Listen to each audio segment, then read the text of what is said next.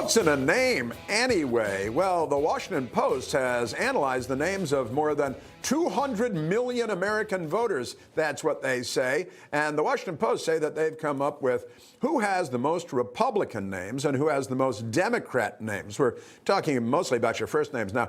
The most Democrat names: Imani, Latoya, and Tamika for women, and Jermaine, Darnell, and Malik for men. That's what the Washington Post says.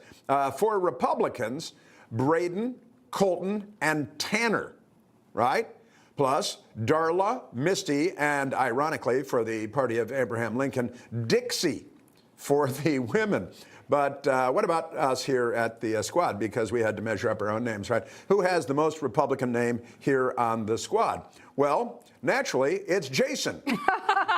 Jason has the most Republican name at the table here. Naturally, it is the Washington Post, Jason, and they get everything wrong. So, followed by Chris, and this is true, followed by Chris, and then Matthew. That is almost freaky. Amber is pretty much bipartisan. That could go either way, so to speak. And Mercedes, has the most Democrat name by a long shot. It's not Mercedes, it's Mercedes. Let's get it right. You think that makes it, that might make it more Democratic. But you have the most right-wing name at the table. Congratulations. Welcome to the club. Yeah, it's not a trophy I'm going to take home and put on my mantle, but, I still love my name, and I'm glad my parents chose it. I don't care about the politics attached to it.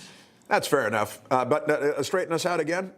Oh, Mercedes. But, the name I want to see is Karen. Like, does Karen end up being a super Democrat name or like a super Republican name? That is a fun question. I want to know. We should have researched that.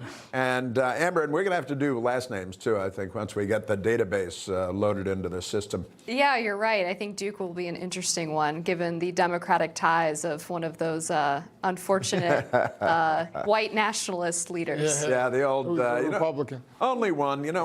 John Wayne was the Duke. So, that might help iron it out a little bit. They did have a last name database. I looked up Foldi. There are apparently not enough of us for it to make any conclusive determinations about the partisanship of Foldi. But I'm happy to be tied with you, Chris, for the second most Republican. Right. Second most. Well, if someone were to have the most, I would want it to be Jason. I'm hearing that Karen is the same as Amber, that -1% kind of Democrat. It's the only similarity she has. Oh, is that right? That's it. They have it, Amber, Karen, Duke. Got it right in. Got it right in your. Isn't that amazing? Well, and again, you got to keep in mind that it was Washington Post research, so there's about a 90% chance that it's wrong all over the place.